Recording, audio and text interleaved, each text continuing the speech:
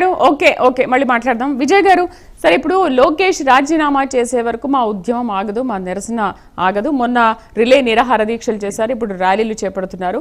And ఆ ర్యాలీలకు కూడా నిరసన నుంచి కూడా ప్రజల నుంచి మంచి స్పందన వస్తుంది. ఎస్పెషల్లీ యువత చాలా దీనికి అట్రాక్ట్ అయిపోయారు, మంచి స్పందన వస్తుంది, మాతో కలిసి వస్తున్నారని చెప్తున్నారు.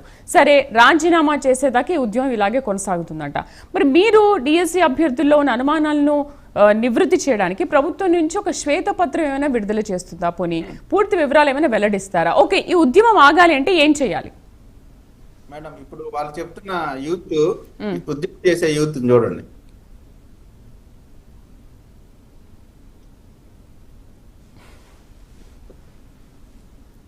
ఇది ఉద్యమం చేసే యూత్. నేను అడుగుతా ఉన్నానండి, దీనికి సమాధానం చెప్పండి మీరు.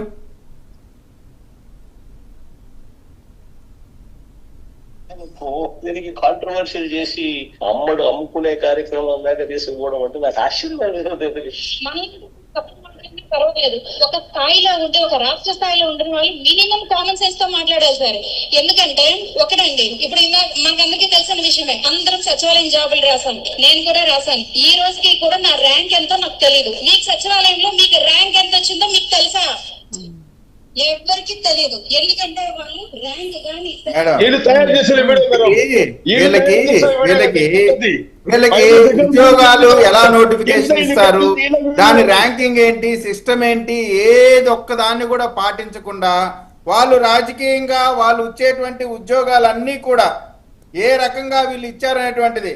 ఇంకా దారుణం ఏంటంటే రాంబాబు గారు ఒక మీటింగ్ లో చెప్తా ఉంటాడు, ఈ ఉద్యోగాలన్నీ కూడా ఏది వాలంటీర్ ఉద్యోగాలన్నీ కూడా మనం పెట్టినయే, అంటే ప్రజల సొమ్ముతో పెట్టినటువంటి ఉద్యోగాలు. మనం ఎప్పుడు కావాలంటే అప్పుడు ఉంచుతాం, ఎప్పుడు కావాలంటే అప్పుడు తీసేస్తాం. అట్లాంటి ఉద్యోగాలు కాదండి ఇవి డిఎస్సి నోటిఫికేషన్, టీచర్ ఉద్యోగాలు. ఇటువంటి ఉద్యోగాల్ని ఇష్టం వచ్చినట్టు పెడతాను, తీసేసాడు కుదరదు, ఇష్టం వచ్చినట్టు కుదరదు. ఒక సిస్టమ్ ఉంటుంది, ఒక సిస్టమ్ ఉంటుంది. ఆ సిస్టమ్ మొయినుద్దీన్ గారు ఇప్పుడు ఆ జీవోల గురించి కార్తిక్ గారు చాలా స్పష్టంగా చెప్పారు. మళ్ళీ అదే జీవోల గురించి మాట్లాడతారు. ఓకే, ఇప్పుడు విజయ్ గారి గురించి మీరు వినాలి అనుకుంటున్నారా? విజయ్ గారి నోటి నుండి కూడా. సరే, విజయ్ గారు కార్తిక్ గారు చెప్పారు, సంతృప్తి చెందలేదు. జీవో నంబర్ల గురించి చెప్పండి, మీరు ఆ జీవోలను ఎందుకు తీసుకొచ్చారు అనే విషయాన్ని. సరే, ఆయన క్లారిటీ ఇవ్వండి విజయ్ గారు. సరే, మాట్లాడుతున్నారు, ఉండండి విజయ్ గారు. కార్తిక్ గారు, నేను లేకపోతే ఎడ్యుకేషన్ కి సంబంధించిన ఎడ్యుకేషన్ మినిస్ట్రీలో ఉన్నటువంటి ప్రిన్సిపల్ సెక్రటరీ, చీఫ్ సెక్రటరీ, కమిషనర్లు అందరూ కూడా ఏ నోటిఫికేషన్ ఇచ్చాము, ఎందుకు ఇచ్చాము, ఏది ఏ విధంగా చేశాము, ఉద్యోగాలు స్పోర్ట్స్ కోటాని ఎందుకు పెంచాము, స్పోర్ట్స్ ని ఏ విధంగా ఎంకరేజ్ చేద్దాం అనుకునేటువంటి అందరం చెప్పాం. ఎన్ని చెప్పినా వీళ్ళు సాటిస్ఫై అవ్వరు. ఎందుకంటే నిద్రపోయేవాడిని లేపొచ్చు, నిద్ర నటించేవాడిని లేపలేము. వీళ్ళు నటిస్తా ఉన్నారు.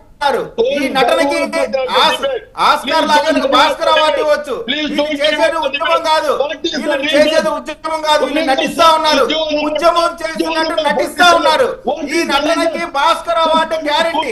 ఇంకోటి నాయకుడు చెప్తాడు, మా నాయకుడు కొడుకు మీద వివాదాలు వచ్చినప్పుడు రాజశేఖర రెడ్డి గారు సిబిఐ దర్యాప్తు వేయండి అని చెప్పి అడిగారని చెప్తా ఉన్నారు. మీ నాయకుడు కొడుకు మీద వచ్చింది ఏం ఆరోపణలో తెలుసా? ఒక వ్యక్తిని హత్య చేశాడని, పరిటాల రవి గారు అనేటువంటి వ్యక్తిని, ఎమ్మెల్యేగా ఉన్నటువంటి వ్యక్తిని హత్య చేశాడని ఆరోపణలు వచ్చినప్పుడు ఆయన చెప్పినటువంటి మాట, హత్యలు చేసేటువంటి మీరు, హత్యాకాండ చేసేటువంటి మీరు డిఎస్సీల గురించి మాట్లాడుతుంటే కొండల పార్టీ ఈ విధంగా మాట్లాడుతూ ఉంటే నవ్వుకుంటున్నారు ప్రజలు.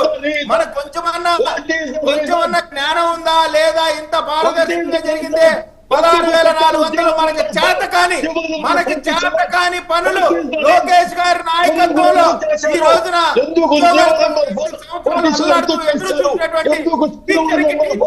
ఉద్యోగాలు వచ్చాయని పొగడాల్సింది పోయి, హర్షించాల్సింది పోయి 16,000 ఉద్యోగాలు ఇచ్చినందుకు ఏడుస్తా ఉన్నారంటే మీకంటే ఏడుపు పార్టీ ఆంధ్రప్రదేశ్ లో ఓటు లేదు అనేటువంటిది స్పష్టంగా అర్థమైతా ఉంది.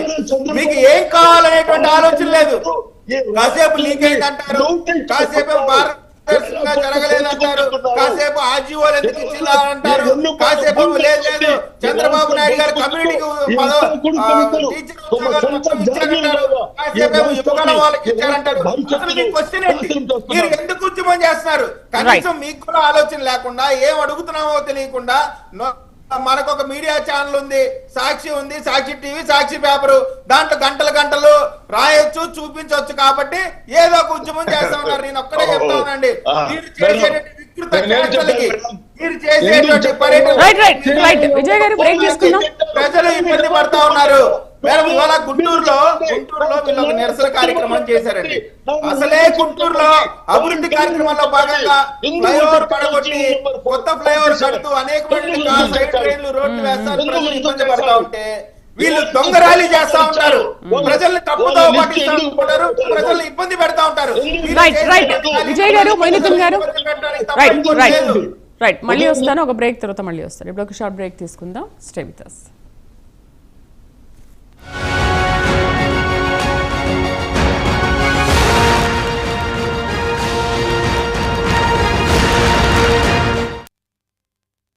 అన్ని కేసులు ఎవరెవరికి ఏ ఇష్యూస్ చెప్పారో ఆ ఇష్యూస్ ఎందుకని వాళ్ళకి ఉద్యోగం రాలేదు, రాకపోవడానికి గల కారణాలు ఏంటి, టెక్నికల్ గా ఏంటి, నాన్ టెక్నికల్ ఏంటి,